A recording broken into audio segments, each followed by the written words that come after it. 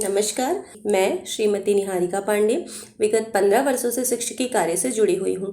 भारत भूमि का एक राज्य छत्तीसगढ़ की न्यायधानी बिलासपुर का ब्लॉक मुख्यालय मस्तूरी से महज 5 किलोमीटर की दूरी पर मेरा अपना विद्यालय शासकीय प्राथमिक शाला लावर।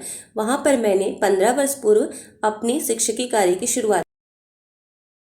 जब मैंने अपना शिक्षकीय कार्य शुरू किया तो मेरा गांव खेतिहर मजदूरों और ग्रामीण परिवेश के बच्चों से मेरा स्कूल भरा पूरा था।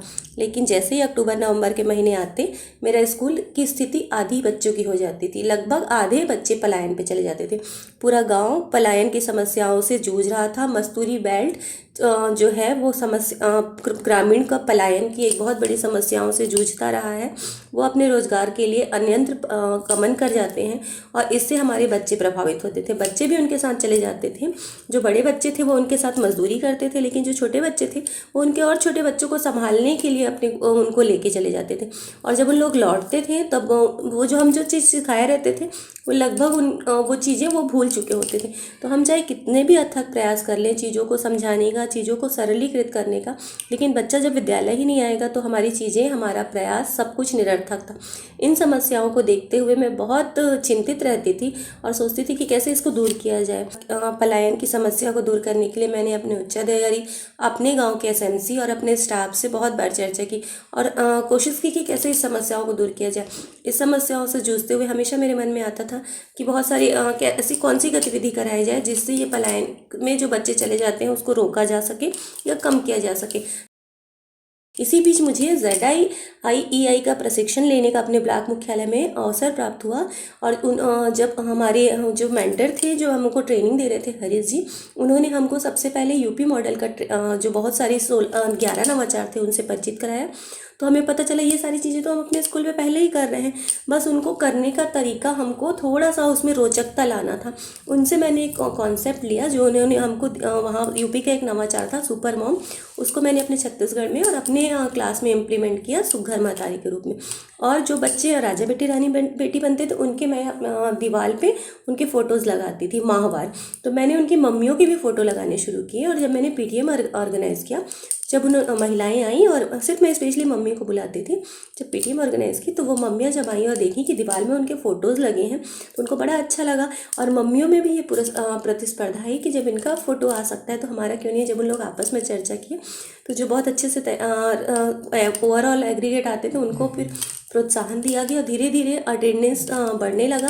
लोग बच्चे ये हो गए थे कि कुछ पलायन पे जाने के लिए उनको जब मैंने समझाया कि ये समस्या दूर आती है पलायन में जाने के लिए।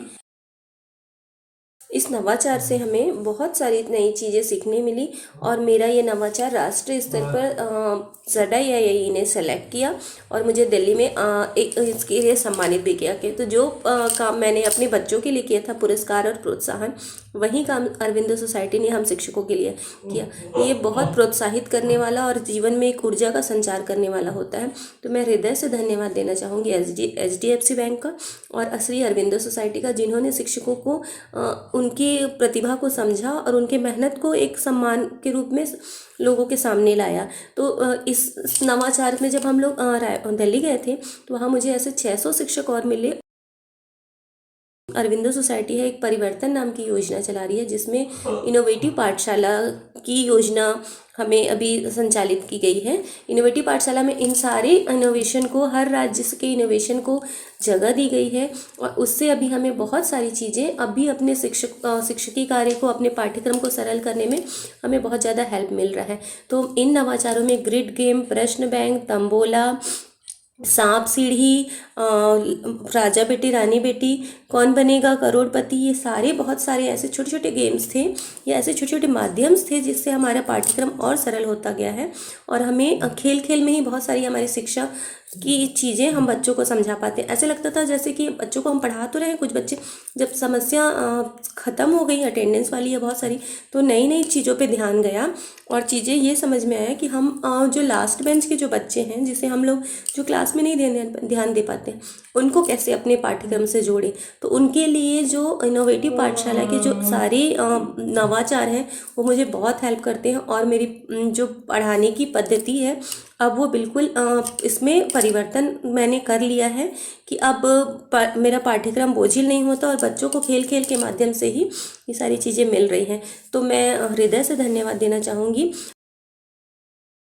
और अभी जो सेशन चल रहा है हमारे, इसमें छत्तीसगढ़ के मेंटर श्री अनीस सर हमारी हेल्प कर रहे हैं। और अभी कंटिन्यू जब से कोरोना काल शुरू हुआ है हमारी ऑनलाइन की ट्रेनिंग हो रही है ZII की तरफ से।